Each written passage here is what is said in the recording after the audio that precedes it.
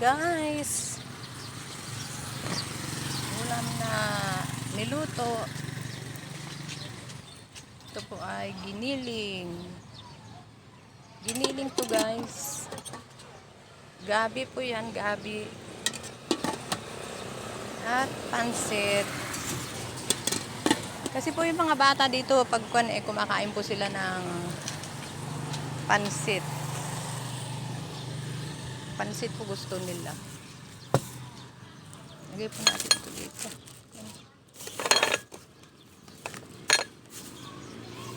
Napakainit.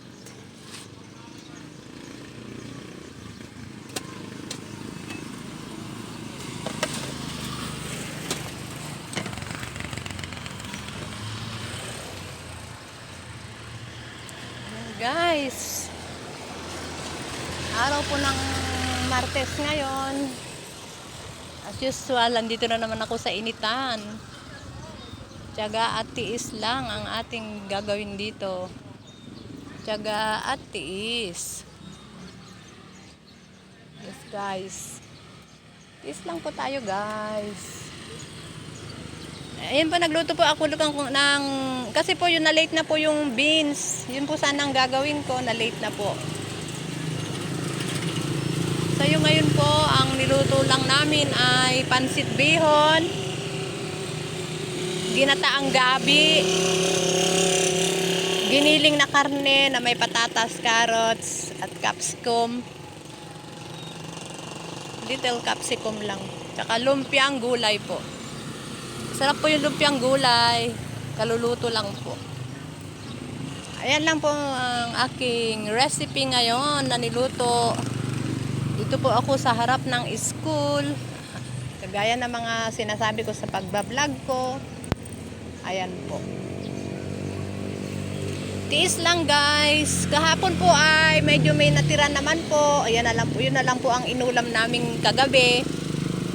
Tapos po ay tapos umulan, stop po yung ulan, namalengke na rin po ako yan bago po lahat ng mga paninda ko. Hindi po kami nagtitira pag may tira po, hindi po namin dinadagdag dyan sa paninda namin. Kinabukasan, hindi po. Bili po ako ng karne, tsaka yung mga gulay po. Naihalo, tapos pansit. Ayan guys, sa totoo lang, naghilamos lang ako, hindi pa ako naligo. Dahil it's time na po siguro, it's time na po mamaya ang uwian ng mga bata, mga tao, yung mga tawalay.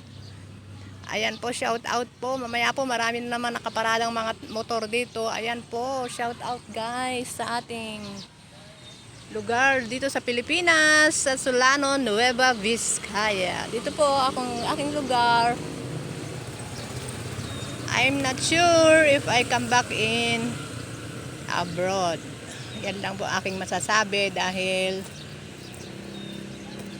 nakatapos na po lahat ang aking mga pamangkin. Teacher na po. Sabi po nila, tita, enjoy ka na lang. Kaya ako po ay pinapaliwanag ko lang po habang ako nagbablog.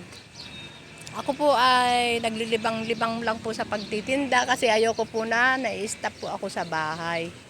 Kasi di po ba sa ibang bansa galaw ng galaw pag sa bahay ang trabaho. Yes po, bahay po ang trabaho ko. I'm 26 years there po sa ibang bansa. 26 years. Kaya uwi na po ako, enjoy my life. Pero sa totoo lang po, pinababalik pa po ako ng aking amo. Pinababalik pa po nila ako. Hindi daw nila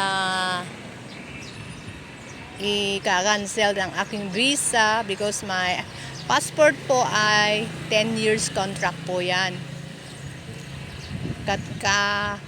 Kaayos lang po, pero kasi po ay uuwi po ang pamangking kong maging teacher na naman, na uuwi po siya na mag-graduate this July 3 po. July 3. Akala ko nga po January eh. Pero maaga-aga po akong umuwi. 3 months vacation. Pero tignan ko po if I come back. At At least naman po ay may pagkakitaan naman po ako, hindi lang po itong pagtitinda ng ulam. Lingaw-lingaw lang good. Lingaw-lingaw lang ba?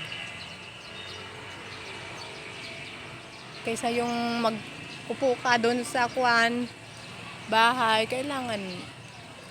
Sa totoo lang po, yung pagtitinda lang po ba, di po ba, ayan, nakaupo lang po ako. Pag may bibili, bibigyan. Pero doon po, ang gusto ko po talaga yung nababatak ang katawan. At may AIDS po, kailangan galaw-galaw ang katawan. Yan lang po ang aking munting video. Kaya hindi po yung porket nagbablog ako dahil po sa mga hindi po. Nililingaw ko lang po rin yung sarili ko dahil ako po ay naiinip sa totoo lang. At saka sa totoo lang guys, yung mga pong nasa ibang bansa, pag uwi po ninyo, kung mag-for good na po kayo, please po, mag-ipon po kayo dyan. Totoo po talaga ang hirap ng buhay dito sa Pilipinas. Kung hindi ka magtrabaho, kung wala kang trabaho, kung tamad ka, walang mangyayari. Huwag kang aasa sa iba.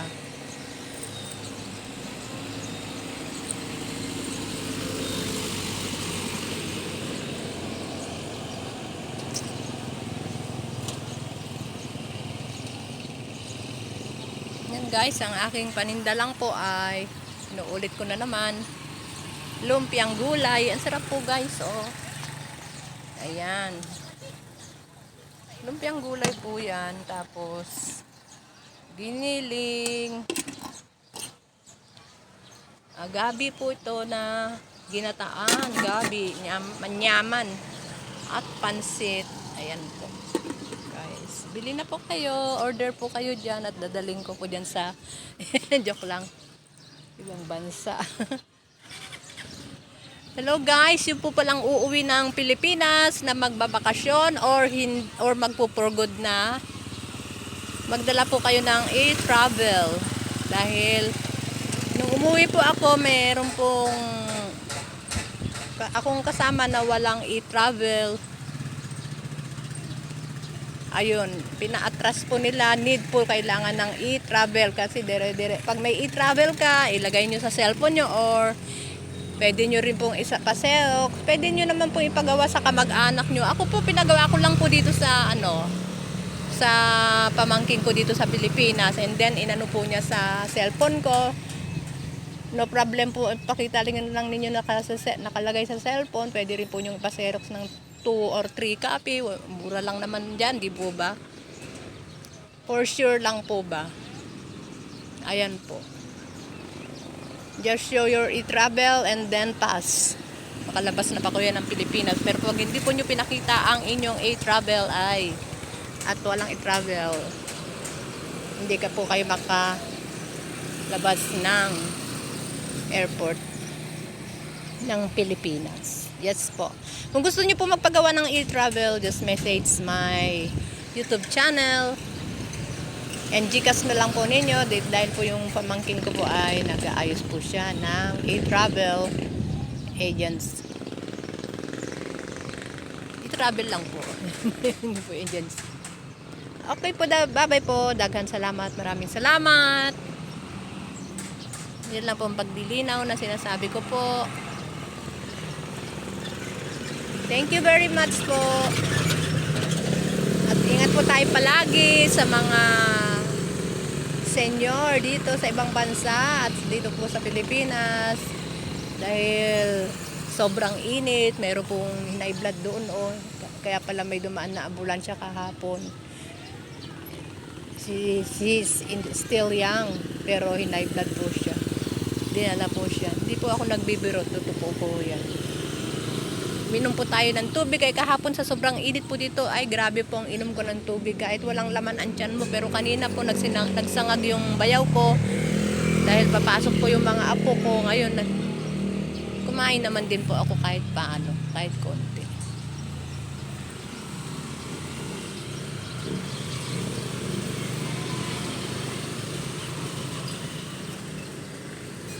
Okay po, bye-bye po. Hanggang dito na lang. Kita-kits na lang po tayo. bukas. Kasi po, ang aking video ay konti lang po. Kaya, ayan.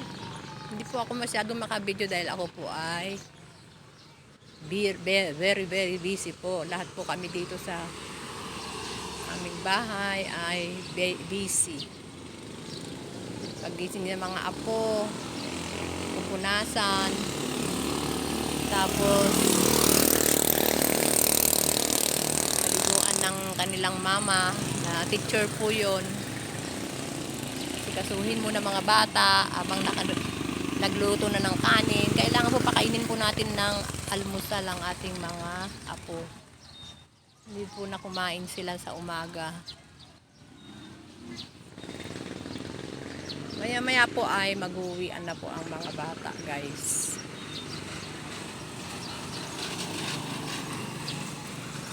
Maya-maya ay uuwi na sila.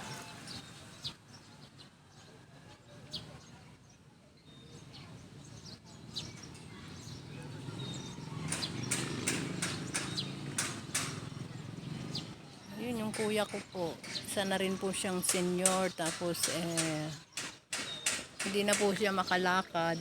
Ayan. Ayun po siya. Ayun. May binili siguro. At least ganyan po ang lakad niya. Hindi po mabilis. Dati po malakas yan. Nagtatrabaho po yan sa McDo. Kaya nakakatakot po ang mga matatanda. Kagaya ko rin po. Natatakot po ako. Kaya minsan, inom na lang po ako ng inom ng tubig.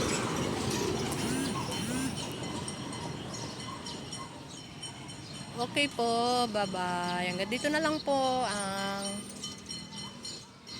munting video ko. Magandang umaga, tanghalit, gabi na po sa buong Pilipinas.